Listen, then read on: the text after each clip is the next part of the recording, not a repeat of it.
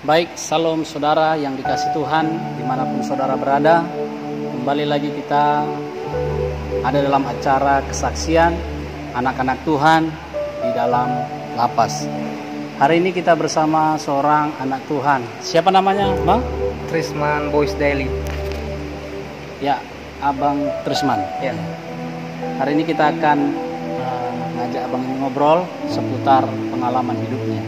Nah, langsung saja, Bang Trisman, kasusnya apa, Bang? Pembunuhan. Vonis berapa tahun? 17 tahun 6 bulan. 17 tahun 6 bulan. Baik, kita mau tanya ini, Bang, ya.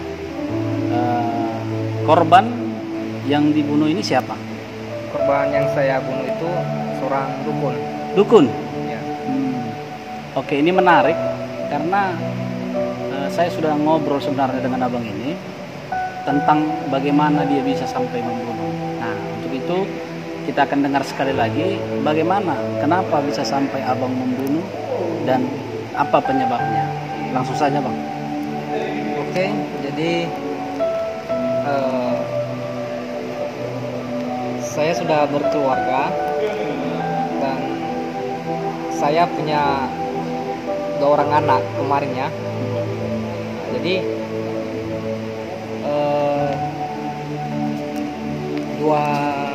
sekitar 2 bulan lebih lah ya, setelah anak saya yang kedua dilahirkan, itu istri saya meninggal. Oh, Nah, jadi kemarin itu sempat saya bawa ke dokter, cuma orang dokter bilang nggak ada suatu penyakit gitu, nggak ada sakit apa-apa. Cuma yang dia rasain gitu kalau misalnya malam dia kedinginan, cuma badannya panas. Nah, 1 jam kemudian berubah lagi, badannya panas, dia menggigil kedinginan gitu. Nah, jadi ya karena bingung gitu gimana cara biar bisa sembuh, saya ke dokter, nggak ada suatu penyakit katanya, baik-baik aja.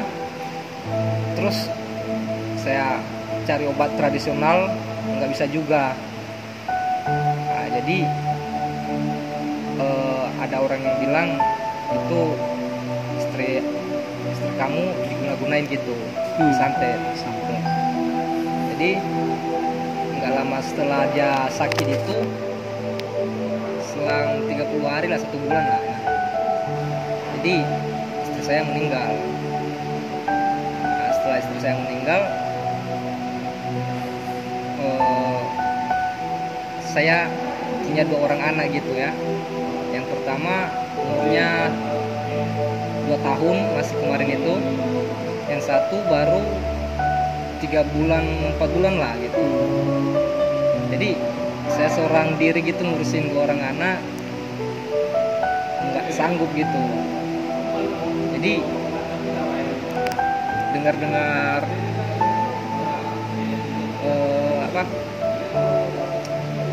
dukun tadi itu lewat depan rumah, dia buat kata-kata sindiran gitu lah ya, secara nggak langsung ke aku. Dia kayak ngomong sendiri gitu. Nah, dia bilang, nah rasain, siapa suruh kemarin main-main sama aku gitu katanya. Nah, jadi aku langsung mikir, ini apa maksudnya ini gitu kan. Memang dari sebelumnya udah ada selisih juga, selek. nah udah ada selek gitu. Nah, jadi aku nggak mau tahu lah tentang itu kan. Tiap hari kayak gitu lewat depan rumah gitu kan, ketawa-ketawa, lempar-lempar kata gitu, kata-kata sindiran gitu. Makanya saya telusuri. Ya sebenarnya penelusuran saya ini memang udah jauh dari ajaran kekristenan sebenarnya. Soalnya saya bertanya kepada arwah juga, dan saya bertanya sama orang pintar juga.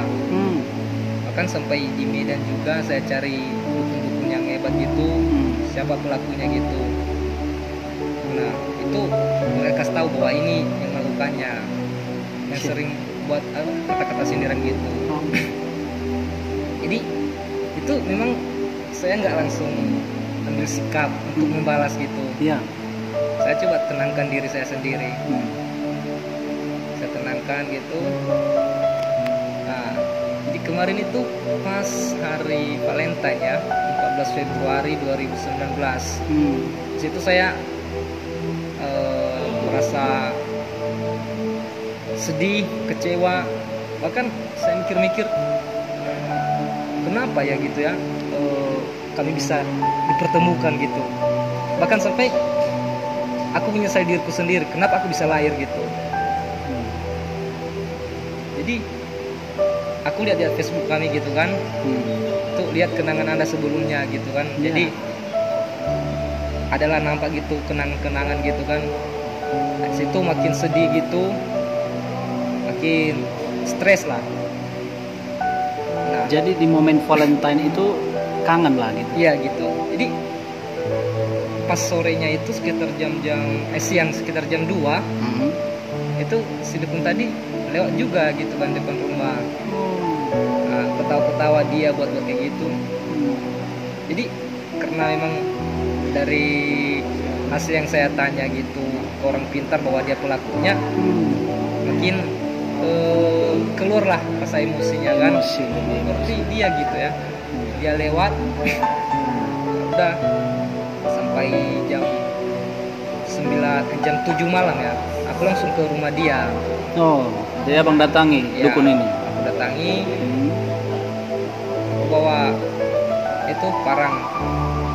Nah, jadi situ pas saya ke dalam rumahnya, mereka sedang makan. Ya. Nah, jadi nggak ada satu kata pun keluar dari mulut saya. Saya nggak nanya-nanya gini, kayak nyampe langsung tebas lehernya. Nah, itu dadanya. Oh, Itu tebasan pertama sama kedua itu nggak mempan. ya. Dia mumbal, jadi kayak motong ban mobil itu, ban karet gitu. Iya, Jadi aku tebas mumbal langsung gitu. Iya, ya. Nah udah itu tebasan ketiga kali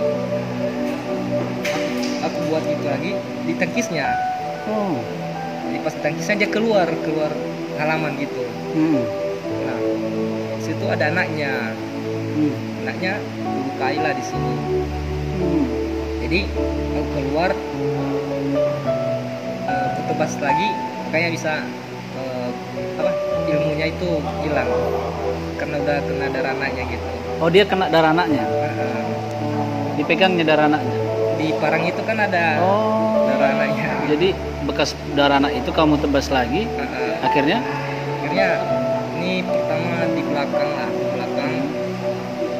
putus nggak sampai putus sih lehernya, cuma hampir putus lah.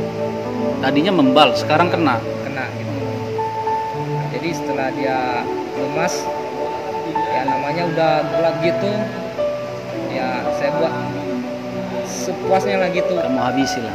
Aku habiskan lagi gitu. Sampai meninggal ya. Iya. Setelah itu kamu ditangkap. Setelah itu enggak, aku melarikan diri juga. Itu 1 minggu juga dicari gitu. Nah, jadi Di mana dapatnya? di sana juga di Nias. Nias. Selesai sampai situ ya. Iya. Akhirnya kamu divonis 17 tahun. 17 tahun 6 bulan. Pembunuhan 16 tahun. Nah, itu perlindungan anak kan kena sama anaknya. Itu 1 tahun 6 bulan. Baik. Jadi di persidangan kamu sampaikan bahwa kamu dendam gitu. Kamu sampaikan dia, tapi kan tidak ada bukti bahwa siapa pelaku ini. Kamu hanya bilang mungkin di persidangan saya dendam karena dia buat sesuatu sama istri saya gitu. Kamu Tapi bilang. di persidangan apa yang mereka tanyakan aku jawab ya kan aja. Jadi proses sidang saya nggak ribet, cuma 4 kali sidang. Jadi Kamu nggak sampaikan tentang ya, dendam itu. kan ada di BAP gitu, di BAP dari polisi kan. Ya. Jadi mereka tanya ini benar apa enggak, bilang ya benar gitu. Gitu-gitu saja. Gitu aja.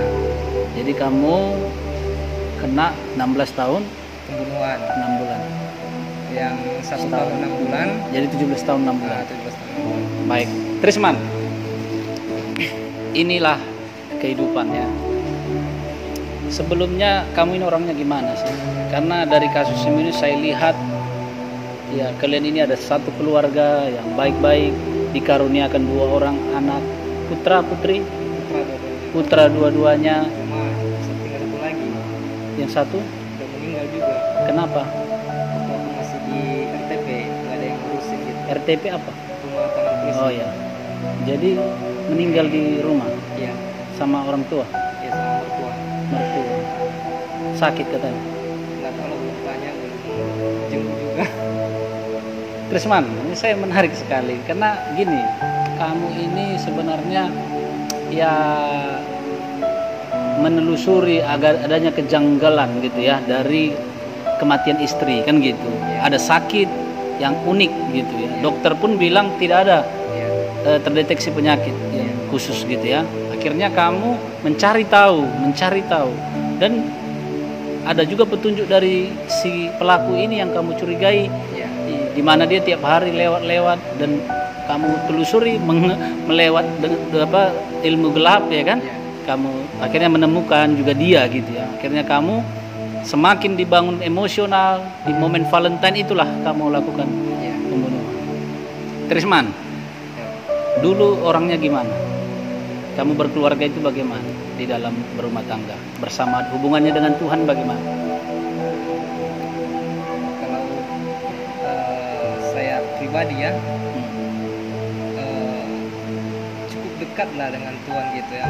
Malah kalau misalnya lagi capek kerja gitu kan, istri aku kan capek juga kerja, jadi kadang dia nggak berdoa gitu kan, malah di situ aku marah gitu kan, tapi bukan marah di Ya. bawah serius gitu, Ya. negur aja. Artinya kamu sering arahkan istri Iya, untuk berdoa. Iya, Jadi kamu dulu orangnya gimana dalam peribadahan? sering aktif juga dalam gereja, melayani. Melayani juga. Cuma itu sepertinya ada perlawanan apa dari pikiran saya gitu ya, ketika doa saya tidak dijawab oleh Tuhan itu, istri saya kan sakit, jadi saya tetap berdoa juga gitu kan. Jadi kok nggak didengar gitu ya. Jadi setelah terjadi kayak gitu, itu rasa gimana ya, nggak percaya saya gitu tentang Tuhan lagi muncul gitu. Jadi gimana lah Tuhan ini, aku berdoa pun nggak mau didengarnya gitu kan. Jadi disitulah Kecewa sama kecewa sama Tuhan. Jadi pokoknya saya kecewa gitu, bahkan saya menganut berbagai ajaran aliran sesat. Akhirnya lari ke situ. Jadi misalnya kayak pandangan-pandangan agnostik gitu, free thinker, pemikir-pemikir bebas. Jadi kamu setelah meninggal atau sebelum meninggal? Setelah meninggal. Oh, mulai kamu dulu cari-cari tahu gitu. Jadi Baik. ini saya baca buku juga kan, saya buat tato kayak gini kan, Oh, ini kan simbol apa? baru ini setelah meninggal istri. Iya. Coba tunjukkan kamera. Begini. Oke. Ini kan salib berbalik ya, salib setan sering dibilang kayak gitu ya. Iya. Jadi ini kan dia berbentuk salib, cuma bawahnya itu berbentuk tanda tanya. Oke. Nah itu kan menanyakan tentang kekuasaan Tuhan. Jadi makanya simbol-simbol setan, simbol-simbol yang paling anti di Kristenan, sebenarnya saya pengen koleksi, saya pengen menganutnya gitu. Trisman, saya potong ini ya. Saya bisa mengerti kamu orangnya dulu dekat dengan Tuhan, bahkan melayani, tetapi akhirnya ada doa yang tidak terjawab, bahkan sampai kamu kecewa akhirnya, lalu kamu mulai mencari-cari yang lain, meragukan Tuhan gitu ya. Sekarang saya tanya Trisman, dengan kejadian akhirnya kamu membunuh itu dan sampai ke penjara ini, bagaimana? Apa yang kamu alami sekarang ini, yang kamu rasakan saat ini?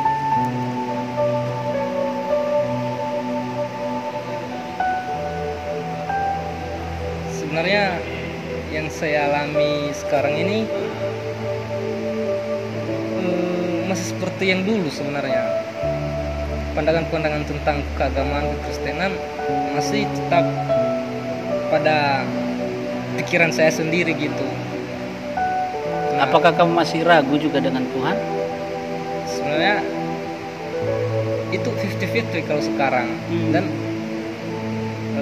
sebenarnya sih yang saya alami ya sejak jauh dari Tuhan itu kayak hampa gitu ya. Ada suatu misalnya kalau kita lagi merasa lagi down itu kan ada hati kita berbicara, kita berseru sama siapa gitu kan. Jadi Kayak rasa hampa. Trisman, kan kamu setiap hari Minggu ke gereja ya, rajin.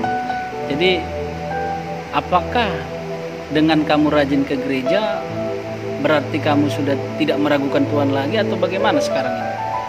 jadi sebenarnya saya ke gereja itu saya ingin mempelajari lebih dalam lagi gitu. Mempelajari lebih dalam bagaimana sih Tuhan itu ketika doa kita tidak terjawab, apa sih maunya gitu kan. Jadi Baik. pengen mengarah ke Tapi kamu tetap datang ke gereja. ya tetap. Karena saudara, abang ini Trisman tetap rajin ibadah tiap hari Minggu, walaupun akhirnya saya melihat sebenarnya ada sesuatu keganjilan masih di dalam pikirannya, satu kekosongan yang sebenarnya dia mau cari itu setiap minggu datang, dan sampai sekarang belum temukan itu. Masih Belum. Jadi ini sebenarnya topik doa. Jadi Trisman, memang itu semua yang kamu alami itu dipengaruhi banyak hal dan kamu harus berjuang. Dan kita akan doakan jemaat Tuhan dan juga saudara-saudara, doakan juga Trisman.